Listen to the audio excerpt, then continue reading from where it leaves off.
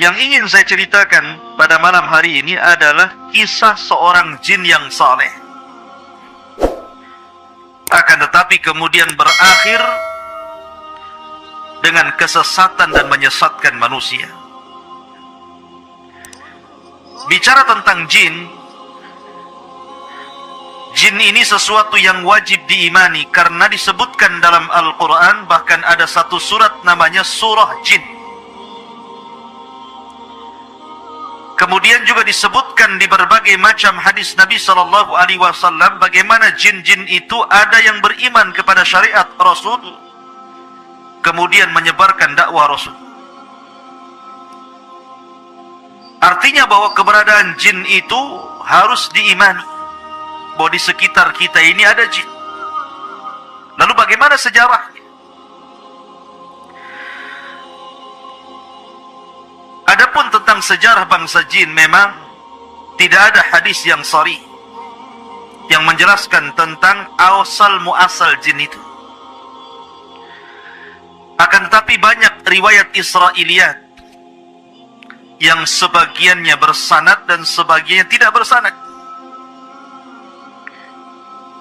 Tentu kita akan menceritakan sebagai pengetahuan, bukan untuk dijadikan sebuah sandaran.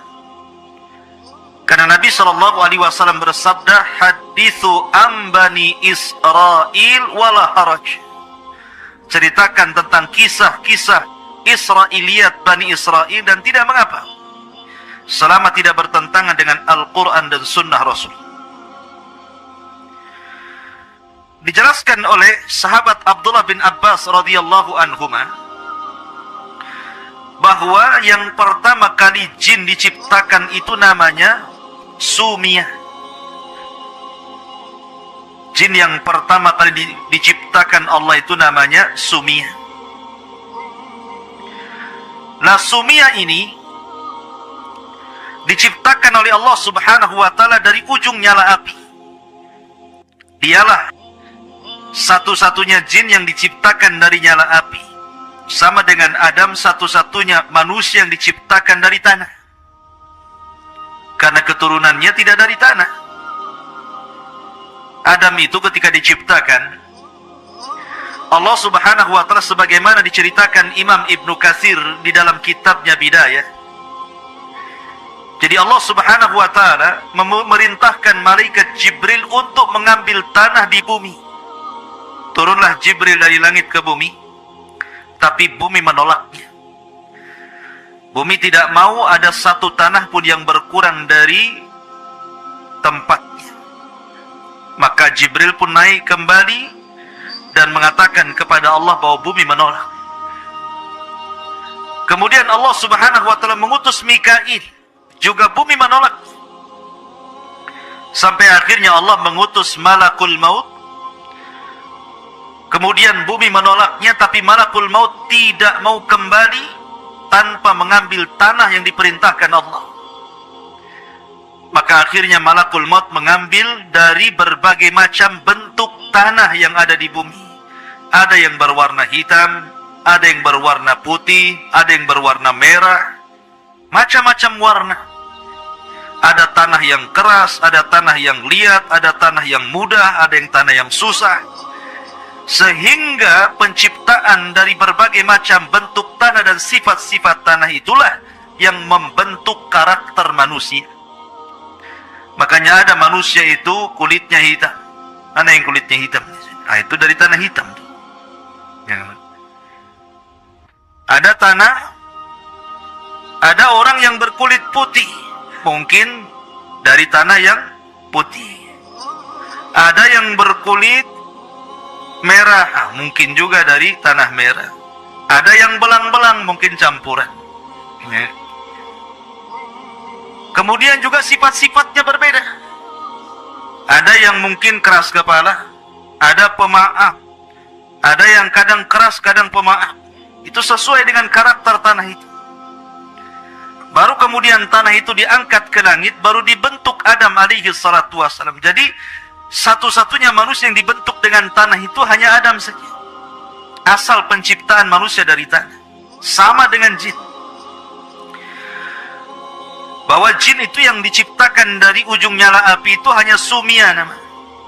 Itulah Abu al-Jin namanya, bapaknya jin namanya Sumia. Lah Sumia ini diciptakan oleh Allah Subhanahu wa taala 2000 tahun sebelum Adam diciptakan. Bi alfai amin qabla khalqi Adam. 2000 tahun sebelum diciptakan Adam, maka Sumia ini diciptakan. Lah ketika itu, setelah Allah menciptakan Sumia, bapaknya jin ini, maka Allah Subhanahu wa taala berfirman kepada Sumia, tamanna, berangan-anganlah engkau, mintalah sesuatu kepadaku.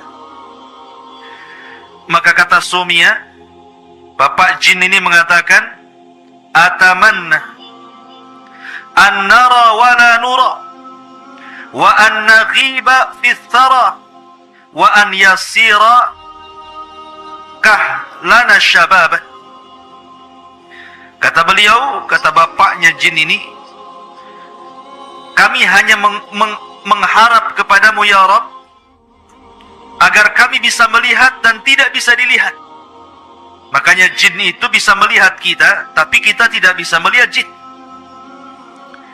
Allah mengatakan dalam Al-Quran,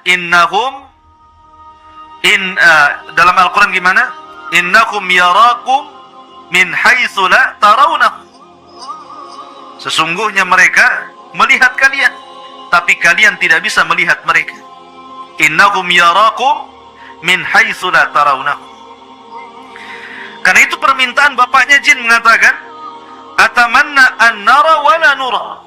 Kami hanya mengharap kami bisa melihat tapi tidak bisa terlihat. Tetapi ini di dunia.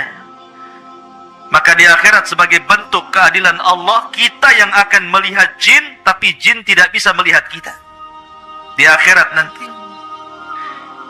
Wa an naghiba fi thara, dan agar kami bisa menghilang di tengah-tengah padang pasir, nggak ada yang mampu melihat kami.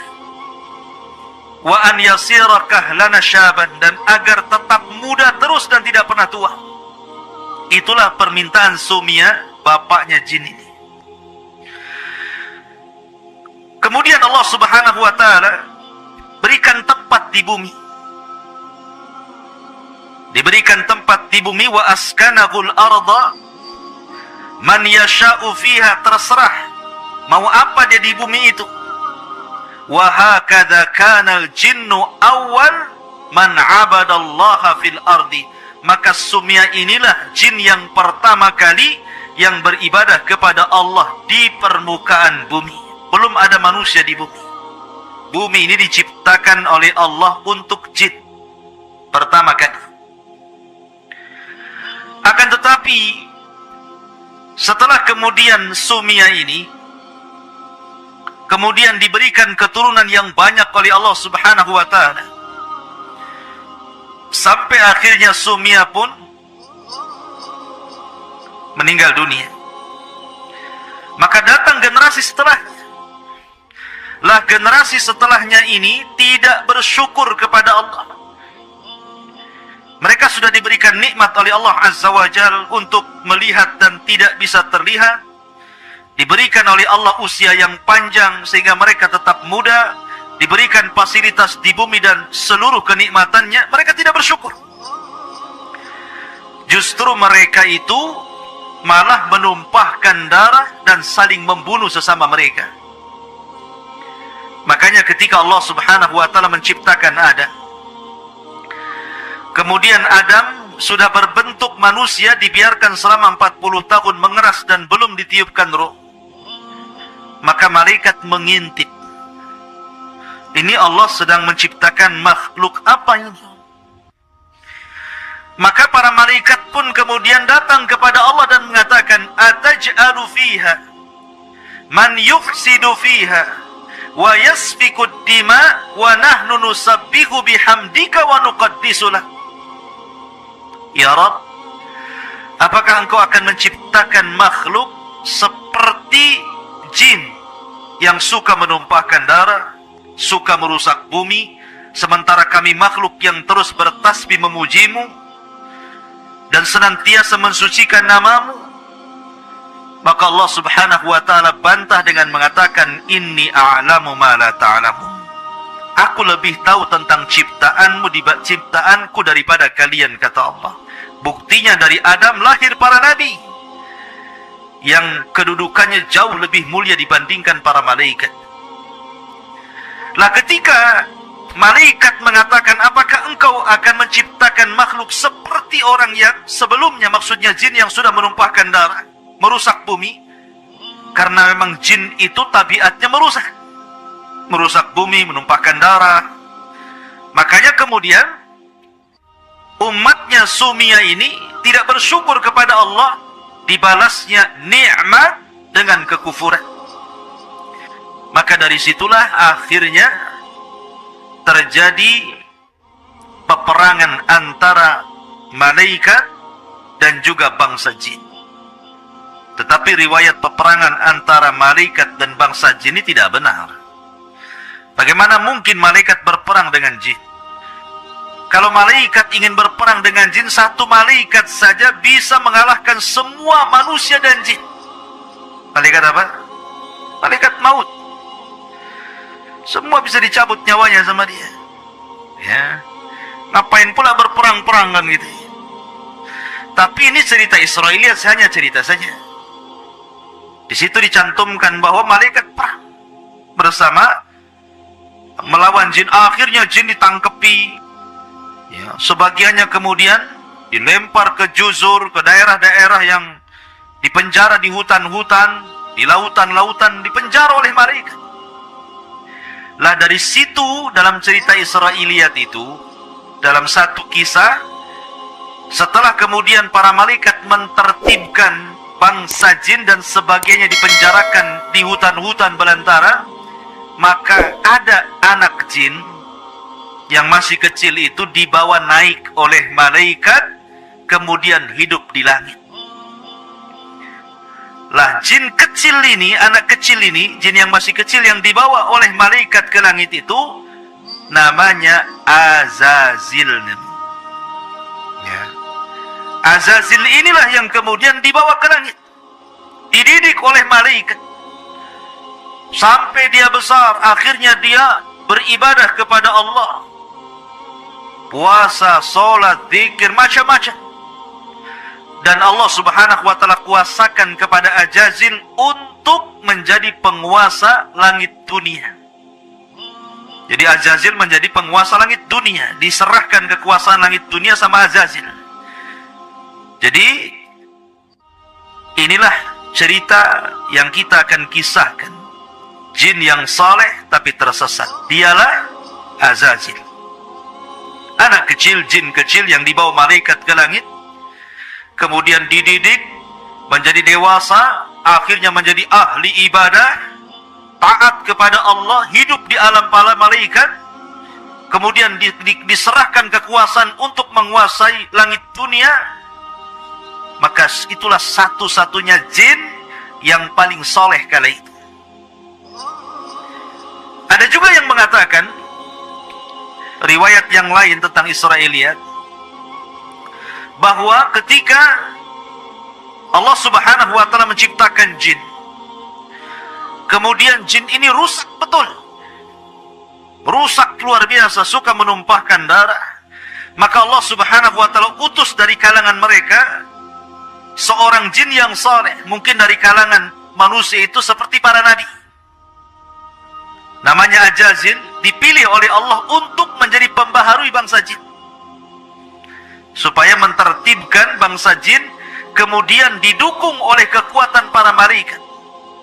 Sama seperti Rasul dalam perang Badar, dibantu oleh malaikat sehingga Allah menangkan peperangannya, ataupun dalam perang Khandaq seperti malaikat menolong Rasul di Khandaq, akhirnya dimenangkan peperangannya, dan perang-perang lainnya. Dan berhasil kemudian memenjarakan jin-jin yang jahat.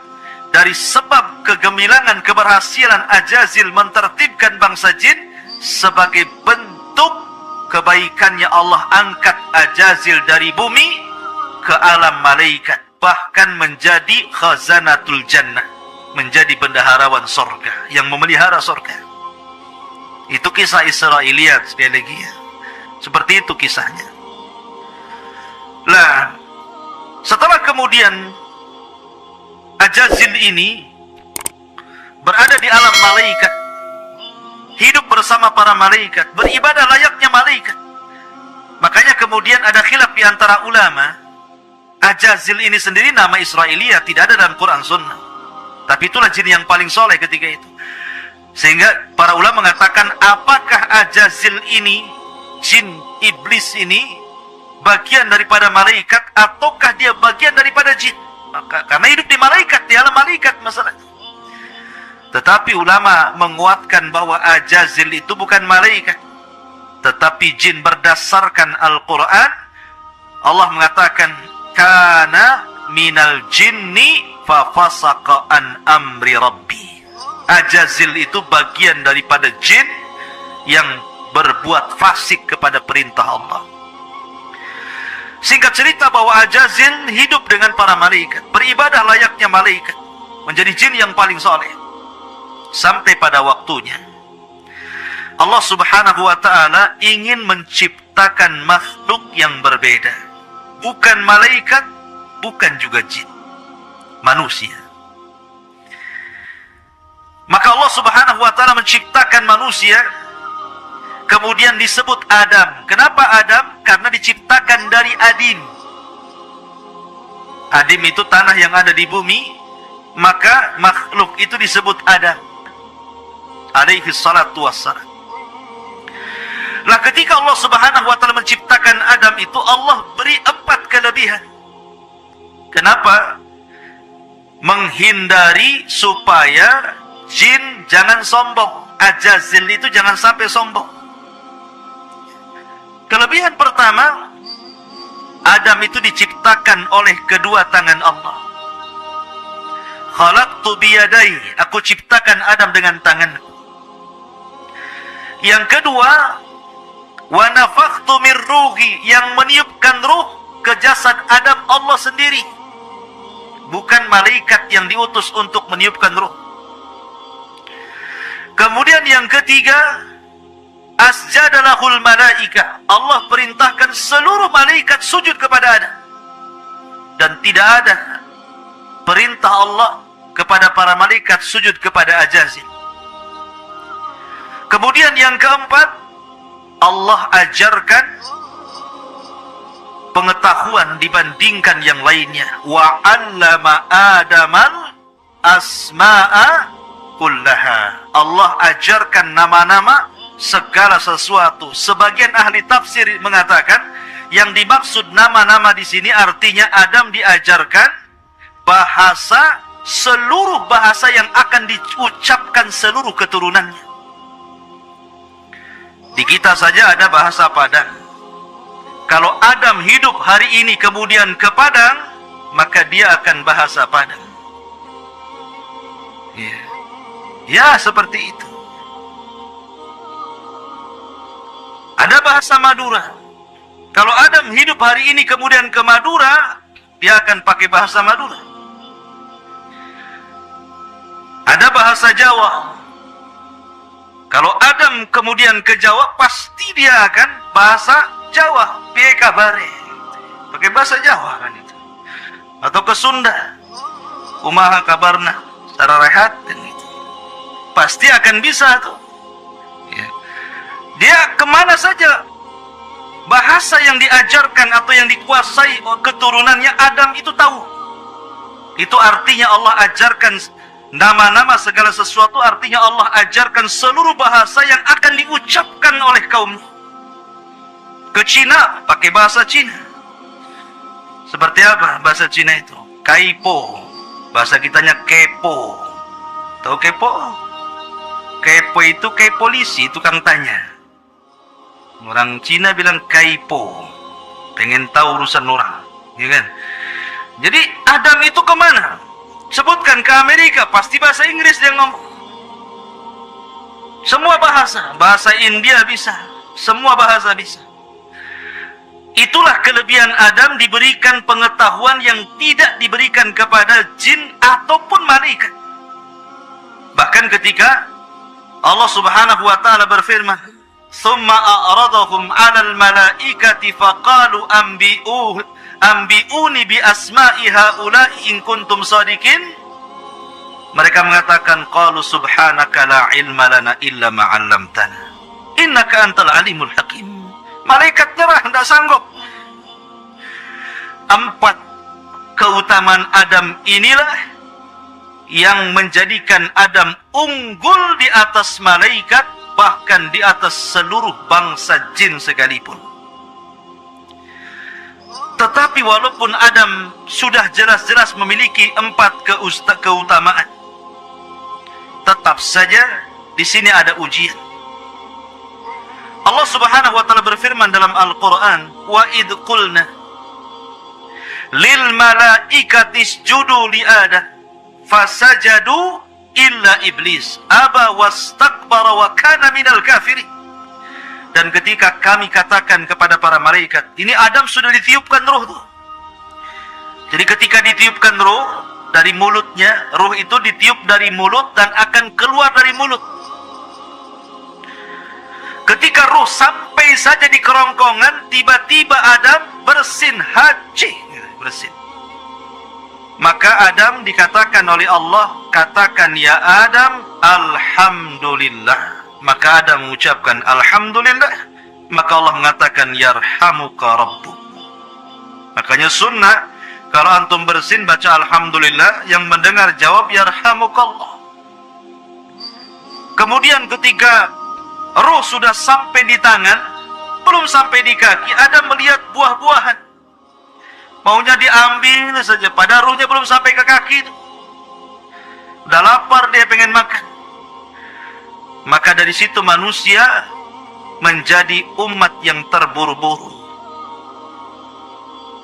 Allah mengatakan dalam Al-Quran, "Khalaqnal insana min ajal." Kami ciptakan manusia terburu-buru. Kalau ingin hari ini, kalau bisa hari ini nampak di hadapannya. Itulah manusia.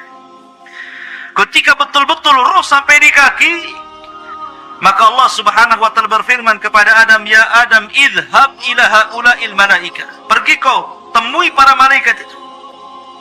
Maka Adam pun kemudian menemui para malaikat. Kemudian ucapkan, "Ya Adam, assalamu alaikum." Maka Adam pun mengucapkan assalamu alaikum, dijawab malaikat wa alaikumussalam. Maka Allah mengatakan, fa innahu tahiyyatuka wa tahiyyatu ummatika min ba'di. Itulah salam penghormatan dirimu dan salam penghormatan umat setelahmu. Makanya assalamualaikum menjadi sebuah salam yang menjadi syariat kita. Ketemu assalamualaikum, waalaikumsalam. Ya. Lah setelah itu kemudian Allah kemudian memerintahkan seluruh malaikat. Lah ketika itu Ajazil ada di situ. Ajazil itu ada di antara malaikat. Maka kemudian Allah Subhanahu wa taala perintahkan mereka sujud semua, termasuk Ajazil. Semua malaikat sujud kecuali Ajazil. Apa yang menjadikan Ajazil tidak mau sujud? Aba wastakbara wa kana minal kafirin. Enggan, sombong, termasuk orang kafir. Kenapa bisa enggan dan sombong? Karena sebelumnya Ajazil ini, ketika Adam masih mengeras belum ditiupkan ruh, itu suka jalan-jalan nengok-nengok. Kadang dipegangnya patung Adam itu, masuk dari lubang telinga, keluar dari lubang hidung. Masuk dari lubang hidung, keluar dari lubang mulut. Kemudian ditepuk-tepuk, pula ada suara. Makanya Allah mengatakan min salsalin kal fakhar. Fakhar itu suara. Maka kemudian kata Ajazil, ini makhluk yang lemah ini, karena berongga masalahnya. Maka dia pun mengatakan di hadapan patung Adam yang belum ditiupkan roh, la in sullitu alayya la uhlikanna wa la in sullitu alayya la usiyanna. Kalau Allah serahkan makhluk ini kepadaku, ku buat dia hancur. Kalau Allah serahkan makhluk ini kepadaku, ku buat dia maksiat kepada Allah. Dari sini hasad muncul. Maka hasad itu penyakit pertama di bumi dan penyakit pertama di langit. Ini yang menjadikan aba wastakbara wa kana minal kafir, itu penyakit hasad iblis itu. Makanya dia enggan, dia sombong, akhirnya dia kufur. Padahal kurang apa coba Ajazil itu dia hidup di alam malaikat. Sudah dikasih nikmat yang banyak loh. Kok bisa kufur dia? Masyarul muslimin yang dimuliakan Allah Azza wa Jalla. Akhirnya kemudian Ajazil pun ketika sudah enggan tidak mau sujud kepada Adam, maka akhirnya dia pun berusaha untuk menghilangkan nikmat yang Allah anugerahkan kepada Adam. Ketika ditanya oleh Allah, "Ma mana'aka alla tasjud lima khalaqtu biyadai?" Wahai iblis, wahai Ajazil, kenapa kau tidak mau sujud kepada makhluk yang kuciptakan dengan tangan? Maka iblis mengatakan apa? Ajazil mengatakan apa? Ana khairum minhu, khalaqtani min nari wa khalaqtahu min tin. Saya lebih baik ya Rabb. Kau ciptakan dia dari tanah, aku ciptakan kau dari api. Ini kias fasid namanya, kias batil. Kenapa? Siapa bilang tanah lebih baik dibandingkan api, lebih baik dibandingkan tanah? Tanah itu lebih baik dibandingkan api. Dengan tanah bisa bangun rumah, dengan tanah bisa berkebun, dengan tanah bisa bercocok tanam, dengan tanah bisa beternak, macam-macam. Api bisa apa? Api itu hanya membakar saja. Ngancurin orang, ngancurin rumah, ngancurin bangunan. Ini kias batil namanya. Ya. Maka yang pertama kali mengkias batil itu ya iblis ini. Nah dari situlah Allah kemudian melaknat Ajazil. Sejak dilaknat itulah dia menjadi iblis. Ya. Menjadi iblis. Lah akhirnya kemudian ketika Allah Subhanahu wa taala memasukkan Adam ke sorga, jadi ketika itu Adam tidur, setelah bangun kaget, kok ada cewek di sebelahnya. Ini kan? Akhirnya kemudian ditanya, "Man anti, siapa kamu?" Kata perempuan ini, "Ana Hawa, saya adalah Hawa. Saya diciptakan dari tulang rusukmu." Makanya Rasul mengatakan apa? Khuliqatil mar'atu min dila'in. Diciptakan perempuan itu dari tulang rusuk yang paling atas, yang paling bengkok. Kalau dipaksa diluruskan, patah dia. Kalau dibiarkan tetap bengkok, kata Rasul. Makanya nanti nih, antum kau keluar ke sini, kemudian menikah, dapat istri, kewajiban antum apa? Harus meluruskan. Harus meluruskan. Jangan suami ikut-ikut bengkok. Nanti suami bengkok namanya. Jadi, ketika di sampingnya ada Hawa ini, maka Allah berfirman kepada Adam dan Hawa, "Uskun anta wa zaujukal jannah." Kalau gitu masuk kau ke dalam surga. Masuk kau ke dalam surga. Nikmati apa yang ada di surga itu. Di surga itu nikmat yang luar biasa. Mala ainun ra'at, kenikmatan tidak bisa dilihat mata. Wala udhunun sami'at, kenikmatan tidak bisa didengar telinga. Wala khatara ala qalbi bashar, kenikmatan yang terlintas dalam pikiran pun tidak bisa. Saking nikmatnya. Kurang apa nikmat surga itu? Allah uji Adam. Kau boleh makan buah-buahan di situ. Kau boleh minum dari berbagai macam jenis minuman di situ. Tapi tolong, wala taqraba hadihi syajarah. Jangan dekat satu pohon ini. Itu saja. Ribuan pohon kau ambil buahnya. Tapi yang satu pohon ini jangan kau dekat-dekat. Iblis tahu kelemahannya. Ketika itu iblis berada di luar sorga. Sudah tidak bisa lagi masuk ke sorga. Karena sudah dikeluarkan dari sorga. Kemudian Allah buat jaga sorga dengan para malaikat. Iblis tidak bisa masuk. Rupanya Allah takdirkan ada binatang berbentuk ular yang boleh keluar masuk sorga dan tidak dihalau malaikat. Dari sini maka akhirnya iblis pun bekerja sama dengan ular itu untuk masuk ke dalam sorga. Ular ini pula kemudian terpengaruh dengan iblis tadi. Akhirnya iblis sembunyi di rongga ular, masuklah, berhasil ke dalam surga. Makanya ketika nanti iblis turun ke dunia, kemudian membuat istana di tengah lautan, maka dijaga oleh ular-ular di situ. Berdasarkan beberapa riwayat. Ya.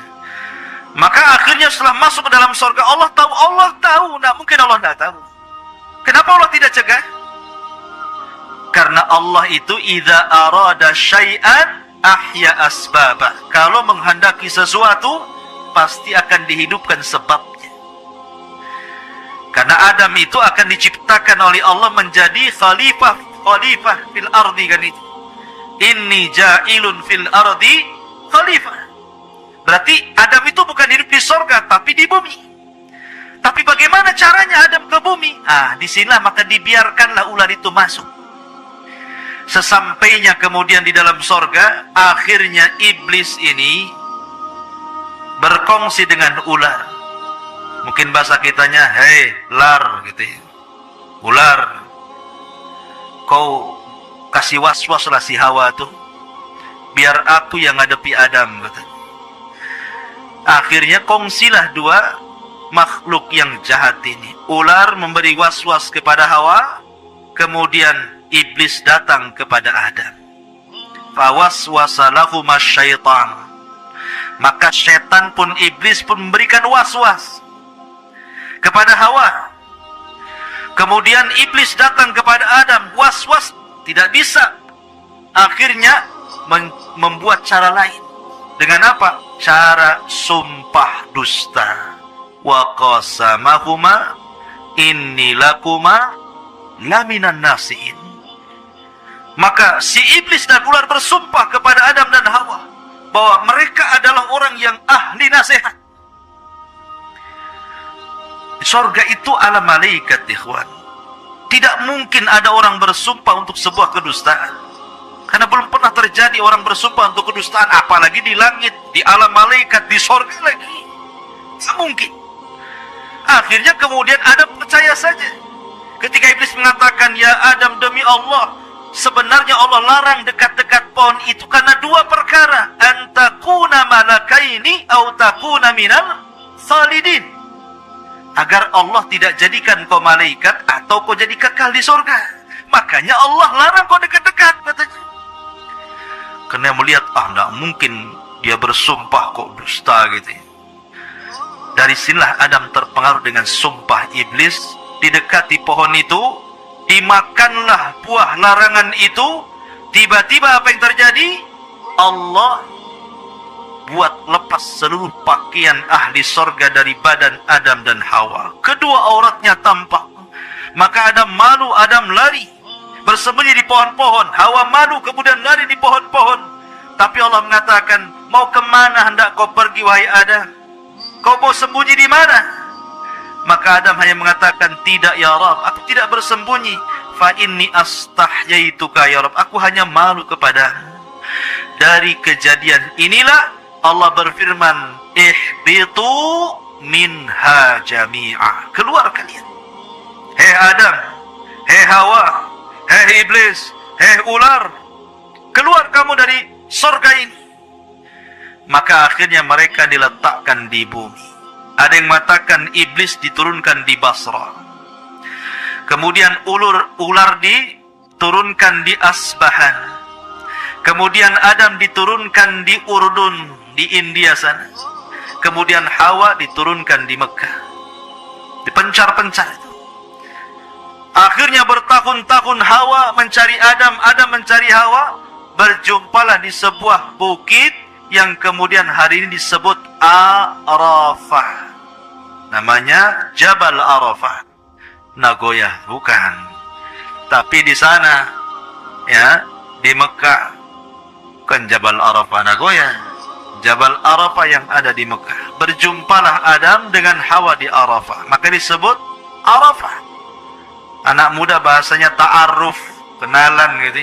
Arafah. Ya. Maka dari situlah Adam melihat Hawa, Hawa melihat Adam. Berbahagialah keduanya dipertemukan. Maka sepakat keduanya bertobat kepada Allah. dan kalimat yang pertama diucapkan keduanya, Rabbana zalamna anfusana wa illam taghfir lana wa tarhamna lanakunanna minal khasirin. Inilah kalimat pertama yang diucapkan di bumi. Fatalaqqa Adam min rabbih kalimatin fataba alaihi innahu huwa tawwabur rahim. Ini kalimat yang diajarkan pertama kali adalah kalimat Rabbana, ya Rabb kami, zalamna anfusana, diri kami telah mendolimi diri kami ya Rabb. Fa illam taghfir lana, kalau engkau tidak mengampuni dosa kami, lanakunanna minal khasirin, tentu kami menjadi hamba yang rugi. Fataba alaihi, dan Allah pun mengampuni dengan tobatnya Adam. Berbeda pula dengan Ajazil yang sudah berubah menjadi iblis. Bukannya bertobat kepada Allah, malah dia pula kemudian bersumpah, wa bi'izzatika la ughwiyannahum ajmain, ya Rabb, karena kemuliaan. Dalam ayat yang lain, fabima aghwaitani, karena engkau sudah membuat aku sesat. Celaka nih kata-kata iblis. Dia yang mau sesat, kenapa pula Allah yang membuat dia sesat? Dia mengatakan fabima aghwaitani. Gila si iblis ini. Fabima aghwaitani, karena engkau sudah menyesatkan aku. Seolah-olah yang menyesatkan, yang dia mau sendiri sesat gitu. La ughwiyannahum ajmain, saya akan sesatkan semua turunan si Adam itu. Akhirnya dari sinilah genderang perang terjadi, dimulai antara kubu Adam dan kubu iblis CS.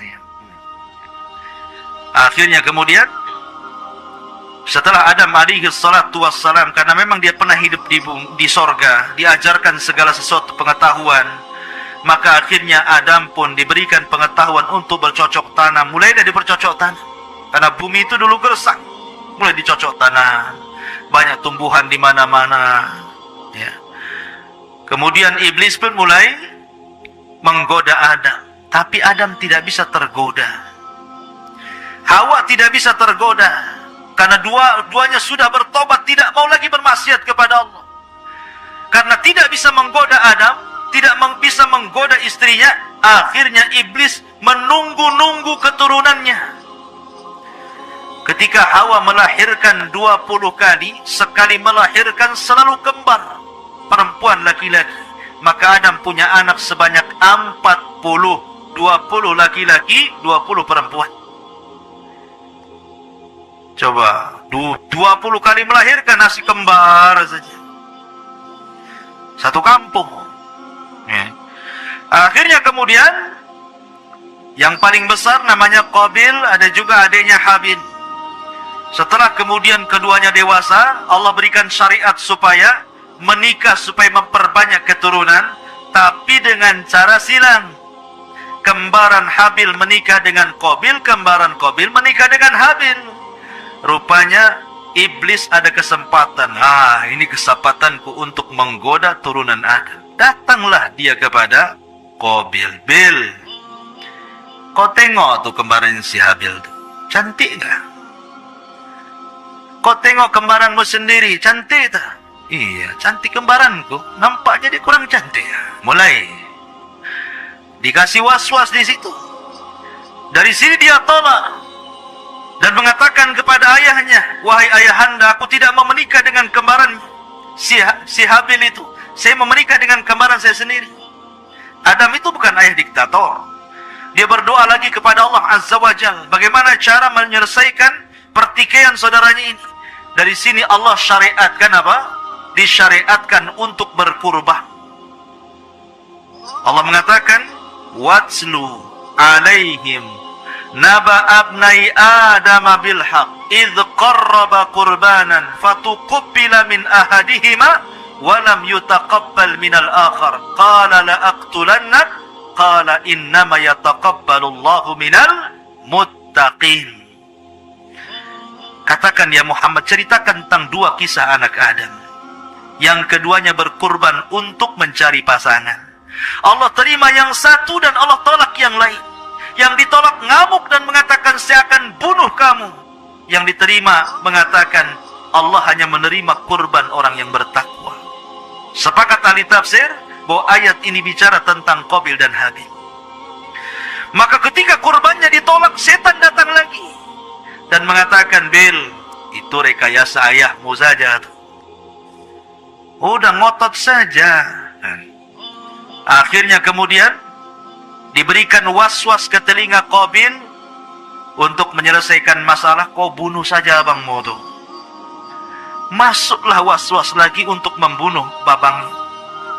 Perang-perangan dia ngomong di hadapan abang dan mengatakan, la aqtulan, nafsi akan bunuh kamu. Tetapi karena Habil ini sifatnya mirip dengan Adam, bahkan kalau seandainya Habil hidup, tentu dia akan jadi nabi setelah Adam. Dia mengatakan, la imbasatta yadaka litaqtulani ma ana bibasiti yadiya ilaika liaqtulah inni akhafullah. Kalau kau memang hendak membunuhku, bunuh saja, tapi aku tidak akan membunuhmu, aku takut kepada Allah. Rupanya ini bukan gertak sambal nih, bukan gertak sambal balado ya. Ini betul-betul gertak sambalnya ini. Ketika suatu ketika Habil tidak pulang-pulang, Adam pun mengatakan, Qabil, di mana abangmu? Tolong cari. Kok tidak pulang, sudah sore ini? Maka Qabil pun mencari Habil. Rupanya dilihatnya abangnya sedang tertidur. Iblis datang lagi membisikkan, Bil, lihat abangmu sedang tidur, ambil batu, benturkan kepalanya dengan batu itu, biar dia mati. Akhirnya betul, diambilnya batu, pengecut Qabil ini. Coba kalau bergulat, kalah dia, karena Habil itu kekar badannya, kuat. Tapi sekuat-kuatnya orang kalau lagi tidur digempur kepalanya, mati juga kan itu. Akhirnya pas nengok dia lagi tidur, ambil batu, betul-betul dibenturkan kepalanya, matilah.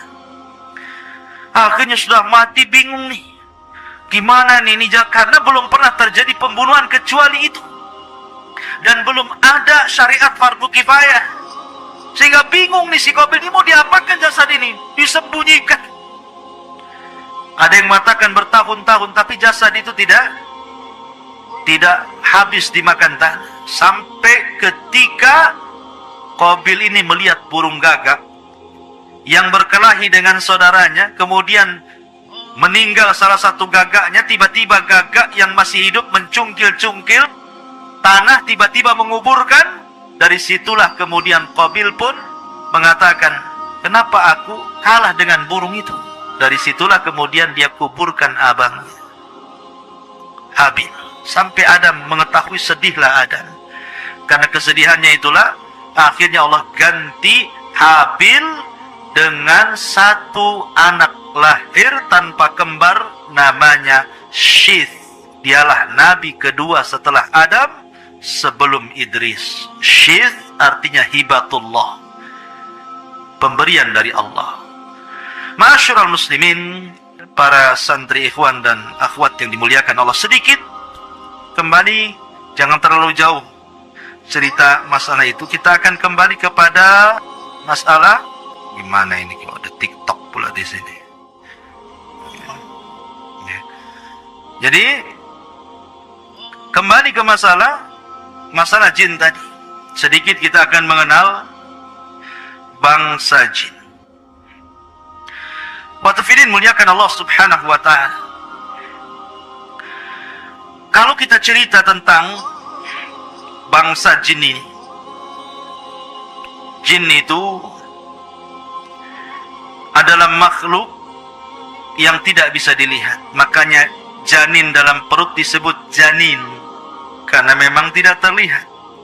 Jin itu tidak terlihat. Apa sih bedanya jin dengan setan? Setan itu atau syaitan itu sifat, kalau jin itu zat. Dan setan itu bisa melekat pada jin, bisa melekat pada manusia, bisa melekat pada binatang. Jin yang jahat disebut setan, manusia yang jahat disebut setan, binatang yang jahat pun disebut setan. Makanya Rasul mengatakan, kalbul aswad minasyaitan, anjing hitam itu dari setan. Ya. Jadi setan itu sifat. Dan tadi sudah saya katakan bahwa kalau cerita asal penciptaan jin ya dari api, tetapi anak turunannya tidak sebagaimana Sumia tadi, ya sama dengan manusia, tidak dari tanah anak turunannya. Lah kenapa Allah ciptakan jin? Pertanyaannya, Allah berfirman dalam Al-Quran jawabannya, wa ma khalaqtul jinna wal insa illa liya'budu. Tidaklah kami ciptakan jin dan manusia kecuali disuruh untuk beribadah. Jadi manusia, jin, malaikat semua beribadah kepada Allah. Semua beribadah. Tetapi ada yang beribadah, ada yang tidak. Beda dengan malaikat beribadah semuanya karena tidak punya nafsu. Tapi manusia dan jin itu diberikan nafsu. Tapi dua-duanya makhluk mukallaf yang diperintahkan untuk beribadah kepada Allah.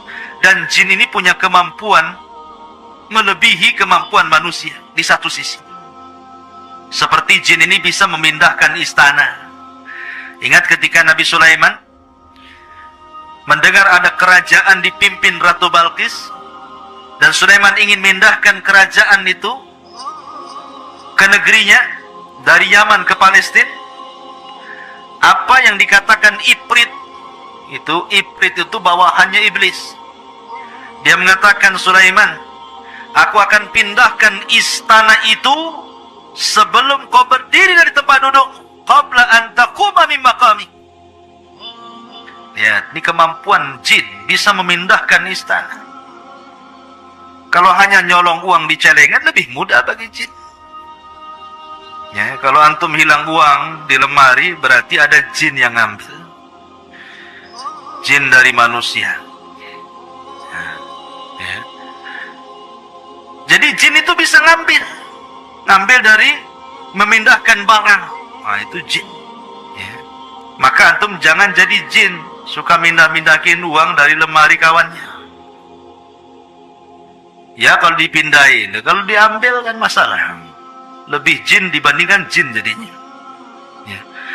Jadi dia memiliki kekuatan luar biasa. Kemudian juga bisa tasyakul. Tasyakul itu bisa beralih rupa. Jin itu bisa menjadi manusia. Makanya ada cerita di kampung-kampung saya itu dulu pernah dapat cerita di kampung saya di Majalengka sana. Ada preman, ketua preman, lomba minuman keras campur spertus. Antum tahu spertus? Ya. Minuman keras campur spertus. Kemudian dicampur pil BK. Antum tahu pil BK? Pil untuk anjing gila tuh. Jadi tua dicampur spertus, dicampur pil BK. Diminum, anjing saja mati apalagi orang. Ya. Mati nih preman ini. Rupanya kawan-kawan premannya selama seminggu tidak ada yang berani keluar rumah. Rupanya preman takut hantu. Kemudian cerita-cerita, katanya kepala premannya hidup lagi. Di mana tuh? Itu sering nongkrong di jembatan. Berarti bukan si tampan jembatan itu ya. Di situ. Lah sekarang pertanyaannya, mungkinkah orang yang sudah mati hidup lagi? Kita katakan tidak mungkin, mustahil. Tetapi pertanyaan, siapa yang nongkrong di jembatan itu? Maka sebagian para ulama, boleh jadi itu jin korin namanya. Setiap manusia itu ada korin. Ada korin dari malaikat, ada korin dari jin. Lah jin korin itulah yang terkadang tasyakul orang yang sudah mati, karena dia kawan orang ini sebelum matinya, jadi dia bisa tasyakul persis wajahnya seperti dia untuk menakut-nakuti manusia. Jadi jin itu bisa tasyakul, bisa berbentuk anjing, terkadang tasyakul seperti anjing hitam, terkadang juga berbentuk seperti kucing hitam, terkadang seperti gagak, terkadang seperti keledai, terkadang seperti kuda, macam-macam. Ya, karena Rasul mengatakan anjing hitam dari setan, bukan berarti semua anjing hitam setan, bukan. Terkadang keumuman jin itu suka dengan anjing hitam, maka kalau berbentuk anjing hitam, nah, bisa saja itu jelmaan jin atau ya anjing kan gitu. Intinya bahwa jin itu bisa tasyakul seperti itu. Makanya kalau ada ular di rumah, atau umpamanya ada ular masuk pesantren antumnya, itu jangan langsung dibunuh. Ada cerita di zaman Rasul. Ketika perang Khandaq, para sahabat itu kan gali parit, menggali parit. Jadi mereka meninggalkan istri-istri mereka di rumah. Tetapi Nabi SAW disuruh membekali istri-istrinya dengan senjata. Dikhawatirkan ada serangan, karena dalam perang Khandaq itu kaum muslimin dikepung dari berbagai macam penjuru. Makanya Al-Quran menyebut dengan perang Ahzab. Ahzab itu kelompok-kelompok, karena kaum muslimin dikepung oleh musyrik Arab, Yahudi, munafik. Pokoknya ketakutan luar biasa. Maka istri-istri mereka dibekali pentungan atau senjata untuk mementung apalah kalau ada musuh. Rupanya ada seorang sahabat, istrinya itu di rumah mendapati ada ular. Karena ada ular, refleks saja diseranglah ular itu, tapi akhirnya ular itu menyerang istrinya. Datang suaminya setelah menggali Khandaq, dibunuhlah ular itu. Tetapi istrinya karena sudah terkena gigit, mati pula istrinya, ular itu pun mati. Dua-duanya mati.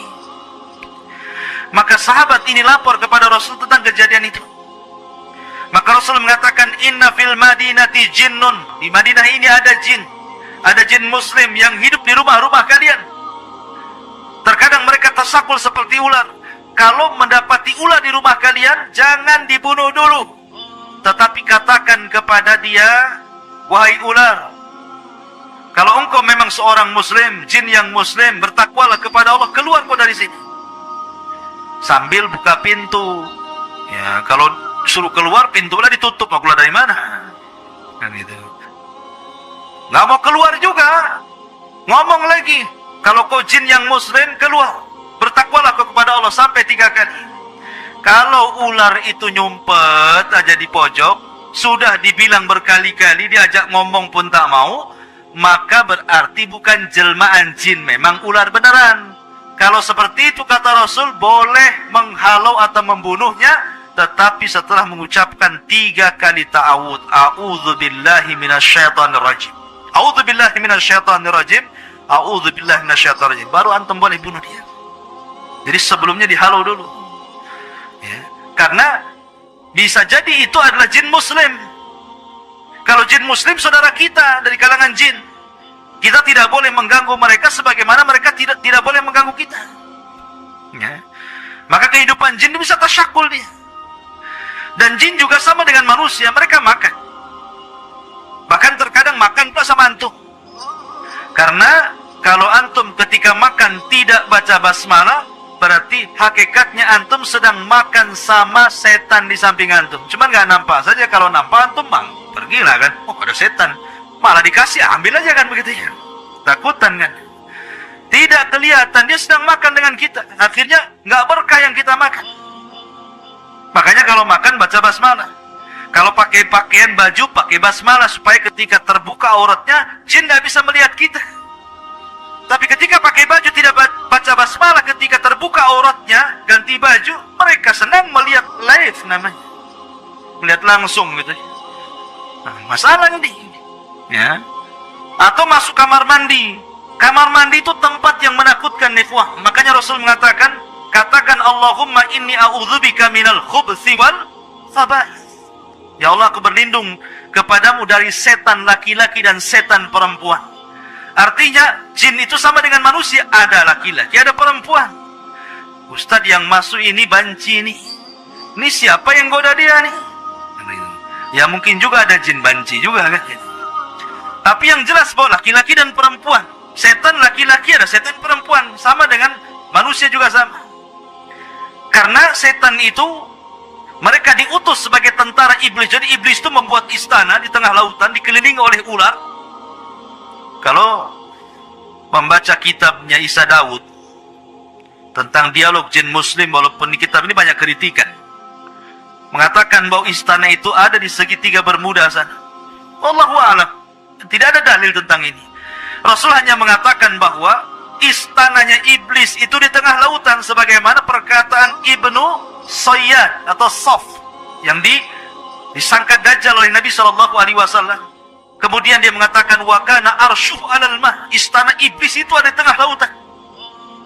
Ya. Artinya punya istana, dan setiap hari mereka, iblis ini sebagai kepalanya, yang tidak akan pernah mati kecuali sampai kiamat, akan mengutus orang ke daratan. Goda orang itu. Goda yang sebelah sana, kau goda sebelah sana. Akhirnya ada yang meninggalkan sholat, ada yang meninggalkan zakat, ada yang bakhil, ada yang tidak membaca Quran, macam-macam tergoda. Sampai akhirnya ada tentara yang bisa memisahkan suami istri, retak hubungan rumah tangga orang. Iblis senang, sini kamu. Diletakkan piala di kepalanya dan mengatakan, anta, kamu ini memang orang hebat, jin yang paling baik. Seperti itulah. Nah, dari sini ikhwatu fillah yang dimuliakan Allah Azza, intinya bahwa mereka bisa tasyakkur luar biasa. Dan ingat bahwa di sekeliling kita ini ada jin. Antum kalau tidur jangan lupa berwudu dan baca doa. Kalau berwudu kemudian baca doa, kemudian antum tidur, maka di samping kiri antum itu malaikat. Kalau antum berbalik ke kanan, malaikat sebelah kanan mengatakan, Allahumma gfir lahu, ampuni orang ini ya Allah. Kalau berbalik ke sebelah kiri, malaikat sebelah kiri mengatakan, Allahumma gfir lahu, ya Allah, ampuni orang ini. Tapi antum sudah tidak wudu, tidak baca doa, main ambil selimut kemudian ngorok, dipastikan antum diganggu setan. Ya, nanti dimimpikan ketemu genderuwo lah di dalam mimpinya. Ya, jatuh dari langit, tahu-tahu jatuh dari ranjang, kan gitu. Nah, siapa tahu kan itu. Nah, tetapi kalau antum mimpi buruk, kata Rasul, suruh ta'awud. Kalau antum mimpi buruk nih, bangun tengah malam, langsung a'udzubillahi minasyaitonir rajim. A'udzubillahi minasyaitonir rajim. A'udzubillahi minasyaitonir rajim. Ludah ke arah kiri 3 kali.